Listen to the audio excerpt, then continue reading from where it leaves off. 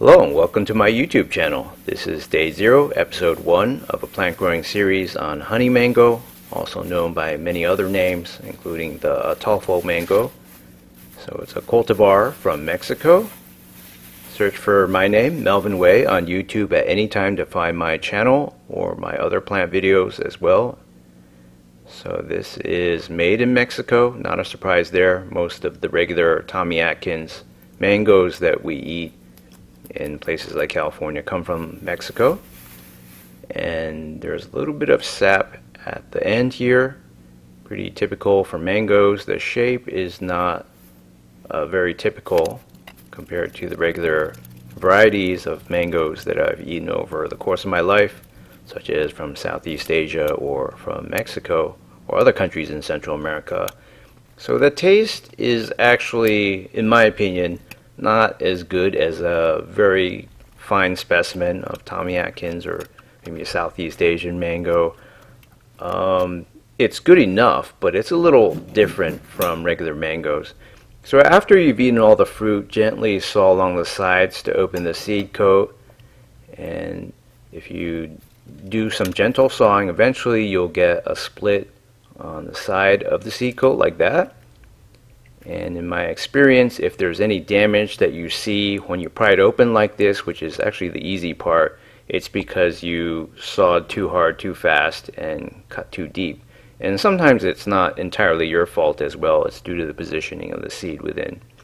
So this is a great sign. We have a pink root tip. May look like there's another one as well.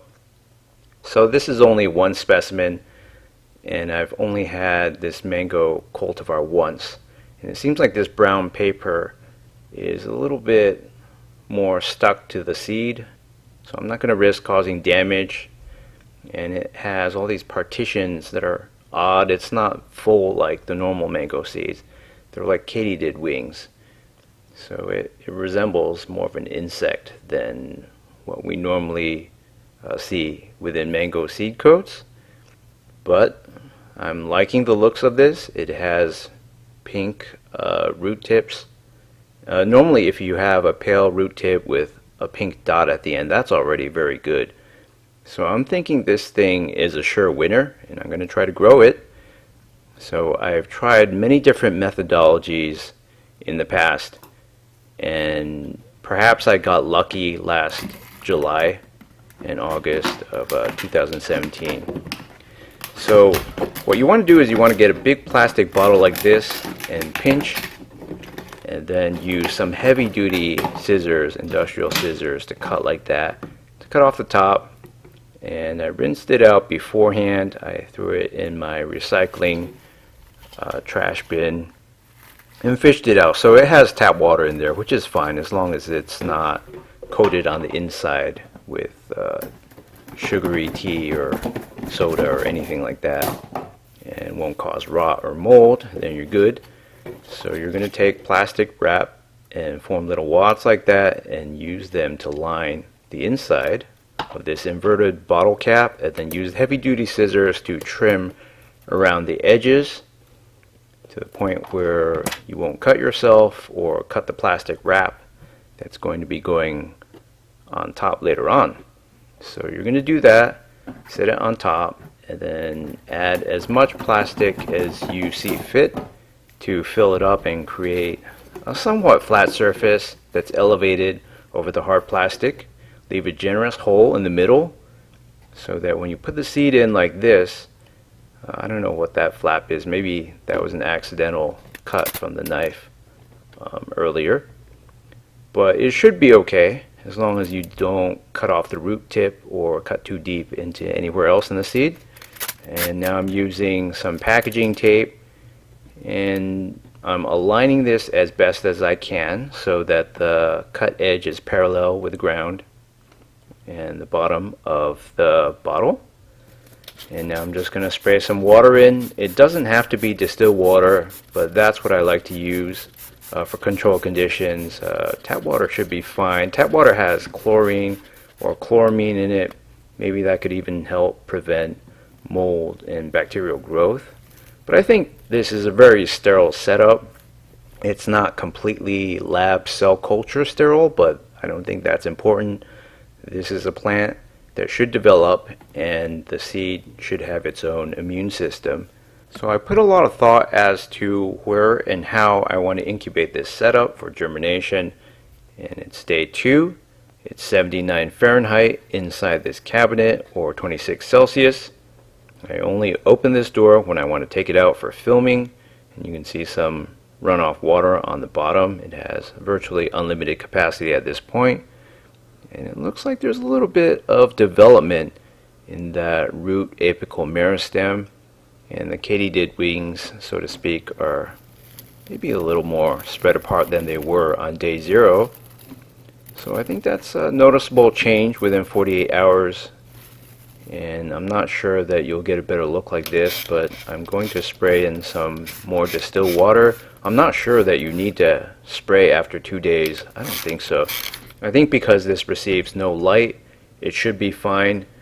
So if you have light shining on this, then that'll cause evaporation within, and you can get a situation where the seed is drying out even though the outside is sopping wet and starting to grow mold. So by day 3, temperature is relatively constant, and let's have another look. It looks like the top seems mostly the same, but when you look at the bottom, you can see some of that root apical meristem development. So it looks like there might even be 2 roots on the way. So on day 4, again, the temperature is very constant, and one way you can tell that the seed won't dry out from within is because we don't see any condensation on the underside of the plastic wrap on top. So the root is getting longer, and that's a great sign. It's going as planned. It's headed towards that hole that I purposely engineered. And this is the second time I'm spraying some water. Again, I'm not sure if that's necessary. Perhaps it's not, but I think it's 100% humidity in there, and it should be okay. So on day 5, you can see I have a bunch of mangoes on a towel, and I'm going to eat those and use the seeds for other purposes. So the temperature is very, very consistent. We're providing great conditions, and the roots are getting longer. There's apparently 2. So I've tried many different germination methods, and I may have gotten lucky. In the summer of 2017, when I released my first mango series, I just had 4 seeds under a thin layer potting mix, and there was a heat wave and they germinated. So I've tried and failed many times since then. I've tried germination methods on heat mats indoors and outdoors, all sealed up in big plastic garbage bags and so on. I suspect many people will go to the tried and true method of wetting something wrapped in paper towels and then spraying some water on it and putting it in a Ziploc bag and keeping it in the dark like this. But a paper towel is organic. It's going to mold over unless you spray it with hydrogen peroxide. That could work, but you still have a paper towel that's wet and enveloping the seed. It could hinder the unfurling process. Whereas I've given this plenty of space. The plastic wrap is just there to provide structure, and I've left a hole down there, so the design is working perfectly. The primary taproot is going down there, and the secondary taproot, which I didn't expect actually. I expected mango seeds based on my first growing series with regular sized mangoes to just send out 1 taproot. So we have a little bit of yellow liquid in some of those folds of plastic wrap around the top of the seed, but I don't smell any mold or anything. I think this method is working out. It's really great, and you get to see the seed development day after day. It's actually very exciting to see progress. Before, with all those fail methods where I would throw something in dirt and hope for shoots to come up in 2 weeks or longer, and nothing ever did. Sometimes I dig in there and find out that there was only a root, or there was a shoot, but it had been so long that it just wasn't an appropriate time frame to be considered a success. So many people will say, yeah, just plant them in dirt, throw them over your shoulder, and you'll have a tree or a harvest, within a certain number of years. it's actually a lot harder than it seems. So most of the time you'll encounter failure rather than success, but of course people won't talk about failures in general. So again, I don't know if I need to be watering by spring like that every so often, but I figured now that the tap roots are longer, maybe getting some water to drip down onto them would be good. Although I'm sure in this 100% closed, high humidity environment, it's probably not necessary. I think they'll just keep growing. And I think it's wonderful that the roots are actually forking now. I've never seen that in my failed mango series of 2017 last year. I didn't see any lateral root growth. It's pretty much a tap root that went straight down, and then it sort of got burned, probably because I used too much fertilizer.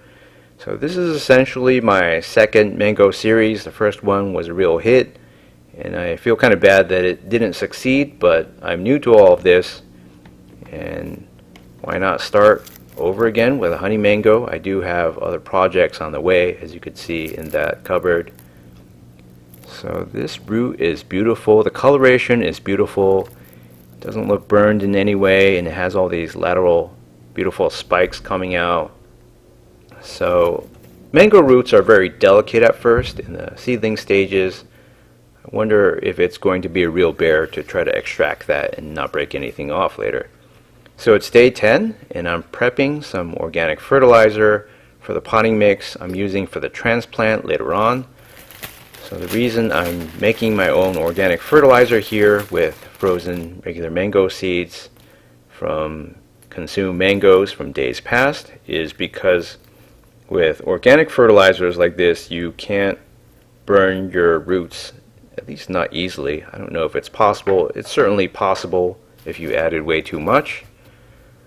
But 3 seeds, maybe 1 or 2 seeds per pot per time, will provide for a complete nutrition source. And after all, this is a cultivar of mango.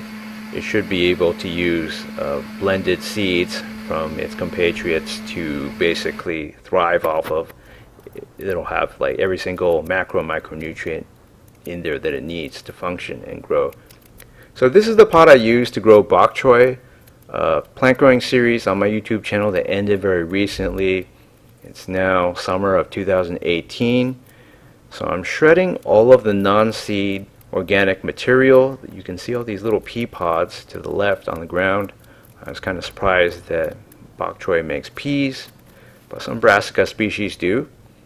So I'm pouring on this mango seed smoothie, rinsing out the blender and pouring out the rest on top. I'll let that dry for 2 days in the sun on the balcony before I mix it up and use it for this transplant that's coming up.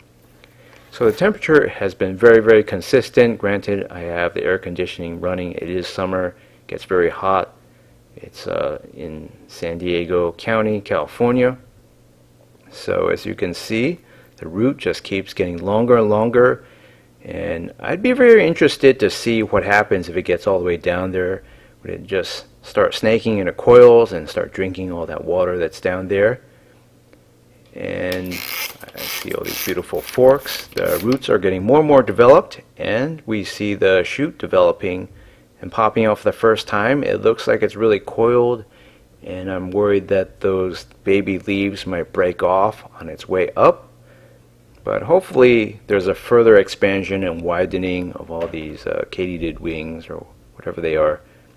And then we'll get a shoot that goes straight up. It's not oriented right, but it's still in the nascent stages of development. I assume the taproot is what provides for the orientation correctly, perpendicular relative to the ground.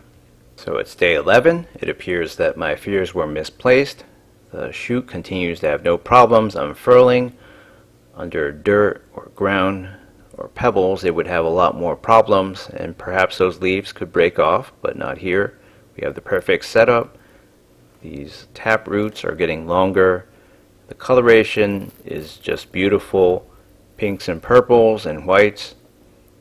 And there's a further explosion of branching near the neck of the bottle at the base. And the shoot is a work of beauty. It appears to have many roots growing out of the top underneath all that cracked apart brown paper.